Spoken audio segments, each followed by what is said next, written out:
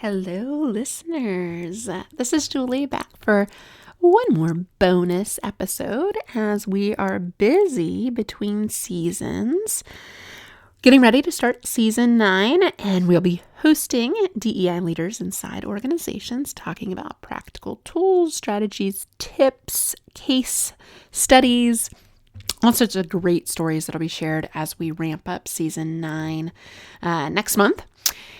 In the meantime, I wanted to let you know about a special project that we're also working on, the Lead Like an Ally at Home version of our book, Lead Like an Ally. And many listeners have been telling us, well, this work is great at work, right? But what happens at home when I want to talk to my kiddos, my partner, my family members, my friends, my neighbors, people that get it or maybe don't understand DEI yet? It's where conversations get really tough around the holiday dinner table, maybe, or in casual conversations you have with folks that you know, but maybe not know a lot about. So how do you influence folks in your orbit? People that are around you that want to be better, but maybe they don't know how to be better allies. Well, what I have found is there is no on and off switch for DEI at home and at work. There never was, but there most certainly is no longer with everything we've experienced with the pandemic and work and life being fully integrated and seamless, and a lot of times being done in the same physical spaces. So for all of those reasons, DEI has really come into the limelight as something that's important for organizations to focus on, because we need to differentiate our culture, because we need to care about all humans in the workplace, and because there's a shortage of talent often that we need to make sure that we are really, really attracting the best folks from all different backgrounds and dimensions of diversity. And that's why I wanted to write this new book. So if you read Lead Like an Ally, it was more about at work. Woman's journey through corporate America. A lot of it was based on my own experiences and the experiences of folks that have shared, their own microaggressions and challenges. Really meant to help folks understand, okay, when you see this, what do you do? Application of scenarios. Well, fast forward, 3 years later after writing that book, the challenge now, as I've paid attention to folks in the DEI strategy space, inside organizations, outside consultants like me, is okay, I want to talk about this at home. Well, what does that conversation look like? And it's nuanced. It's a lot of similar tools that work at work and work at home. But I have had my own treasure trove of stories of times I got it right, times that I absolutely missed the mark, and other times it was somewhere in between. And a lot of this work is very much in between. I'm not having perfect conversations by any means, but I'm trying to have these conversations more, not just in the workplace, not just 9 to 5, but in the personal spheres of my life. And I think this work really matters, especially because what we know about Gen Z entering the workforce. Extremely diverse generation, an expectation that work will be inclusive, and they're not willing to compromise on that like past generations.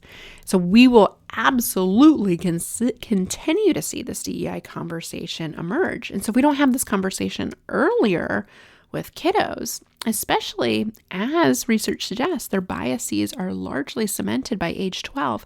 And almost at the same time, at age 11 or so, from a developmental perspective, is when most people can understand DEI. They can understand that, yes, I do see color, and we should not treat people differently based on that, right?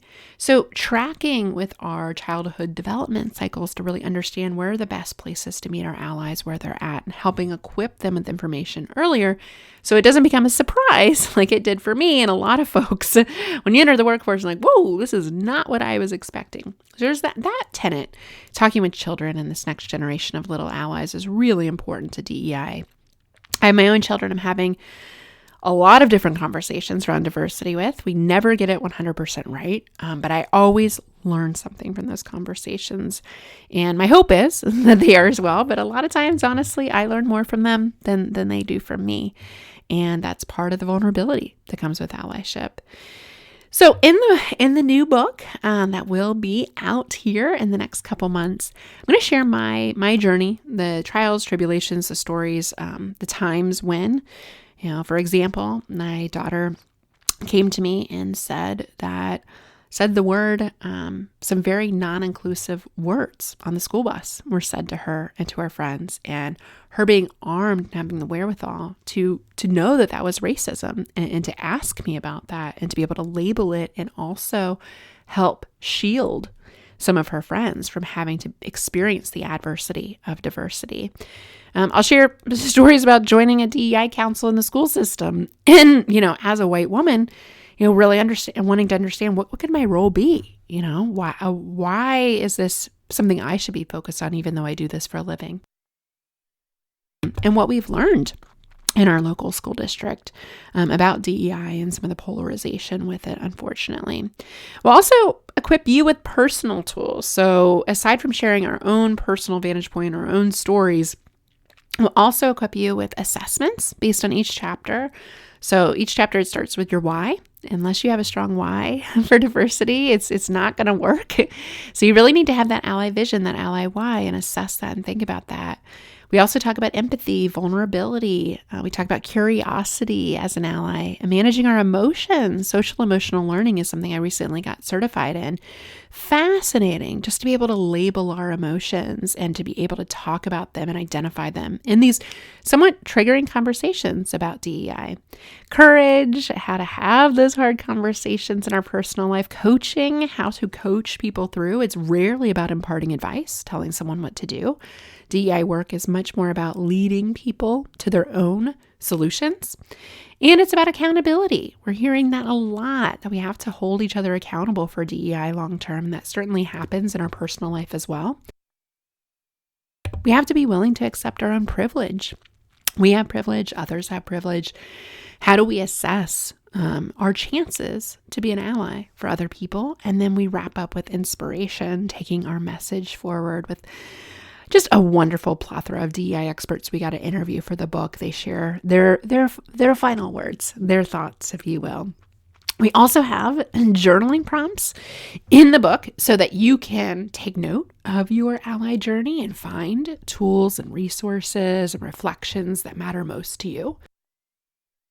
We also have a plan template where you can go in, build your own plan, build your own goals, and monitor and self-assess the 10 ally attributes and then measure them over time. What's getting better for you? What's shifting for you is one of my favorite ally reflections. What do I know now that I can't unknow? What's shifted for me personally? How am I carrying this message forward to other allies in training? Because we're all allies in training, myself included. As I curate these tools, it comes from a lot of self-education. I've read a lot of books, listened to a lot of podcasts, spent a lot of time in the trenches helping leaders inside organizations navigate allyship and DEI. And I firmly believe no one should have to spend the volume of time that I have spent committing to be an ally. It can be done more quickly, more efficiently, but people need tools. They need information.